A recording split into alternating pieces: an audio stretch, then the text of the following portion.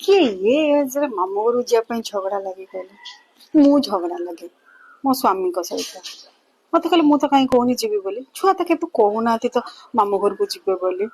ମୁଁ କହିଲି ଥରେ ଚାଲ ମୋ ମାମୁଁ ଘରକୁ, ତାପରେ କହିବ ଯେ ମୁଁ କାହିଁକି ଯିବାକୁ କହୁଛି।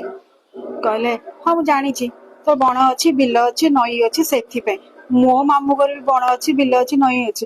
ମୁଁ ସବୁଠୁ କହିଲି ମୋ ମାମୁଁ ମାନଙ୍କ ଭଳିଆ ତମର ମାମୁଁ ନାହିଁ କି ମୋ ମାଇଁ ମାନଙ୍କ ଭଳିଆ ମାଇଁ ନାହିଁ। କହିଲେ ସେଇଟା ଯାହା କହିଲୁ ଠିକ କଥା ଯେ, ଆଉ ତୋ ଭାଗ୍ୟ ଟାଣି ତୋର ଏମିତି ମାମୁଁ ଘର ପଡିଛି, ଆଉ ଏମିତି ଏତେ ଭଲ ମାମୁଁ, ଏତେ ଭଲ ମାଇଁ। ମୁଁ କହିଲି ମୋ ମାଇଁ ମାନେ ଯଦି ମୋ ସାଙ୍ଗରେ ଥିବେ ନା, ମୋ ସାଙ୍ଗ ବି ଦରକାର ହୁଏନି, ମୋ ମାଇଁ ମାନେ ଏତେ ଭଲ।